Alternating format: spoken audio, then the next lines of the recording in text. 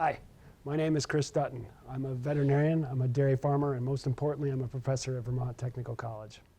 I have the honor and pleasure of teaching, for the most part, students that come from farms in Vermont. We're a technical college. We focus on doing farming. So we attract a very specific type of student.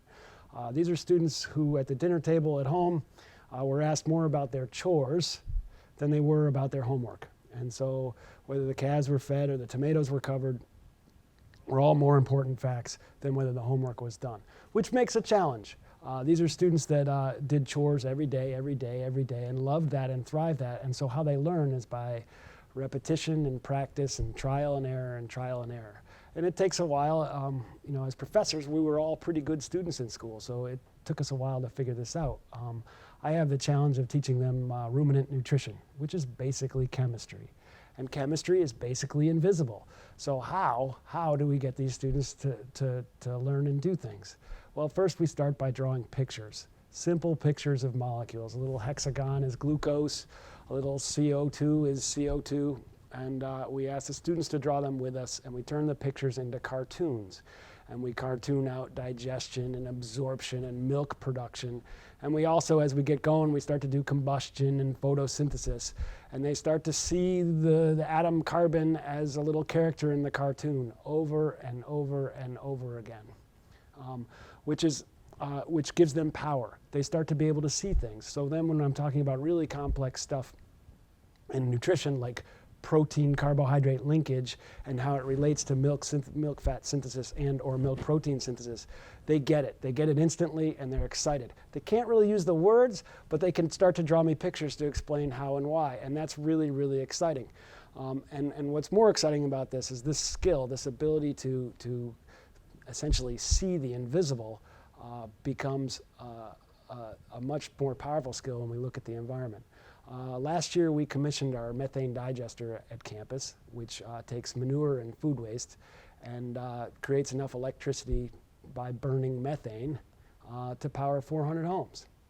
And that's pretty cool in and of itself, because when we think about degradation of carbon molecules, is what happens inside a cow and what happens in the backyard in a pile of leaves, is we get some bad molecules that tend to go in the environment. We get nitrous oxide, which is 230 times worse greenhouse gas than carbon dioxide. We get ammonia, which is significantly worse, and we get methane, which is 29 times worse than CO2.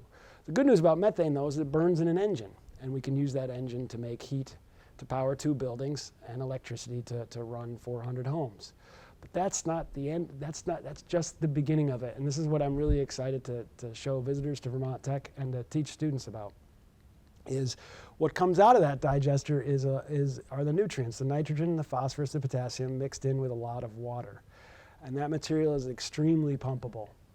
And we can take that material and move it onto fields with significantly less soil compaction and significantly faster than we could before. And when it goes out there faster, we can get it on the plants faster, and guess what happens? Photosynthesis improves, and when photosynthesis improves, we take more carbon out of the atmosphere, significantly more carbon out of the atmosphere. Our goofy little farm run by students took out roughly 100 tons more crops than it did the year before we were using this technology. That's a big deal if you multiply it across the whole world. So we're really excited to teach this and really excited to show students this, because if they can draw these silly little Vermont Tech cartoons about carbon going in and out of the atmosphere and degrading and understand the difference between ammonia and methane and protein and carbohydrate and cellulose, they can then very quickly see opportunity. Carbon is fuel. Carbon is food. Carbon is money. It's a very exciting opportunity, and our students can see opportunities wherever they go, whether it's to make food in Vermont and ship it down to Boston in a square truck as opposed to a round truck that comes back empty, saving fuel that way, or whether it's to be super great raising crops and very, very efficient and cover cropping.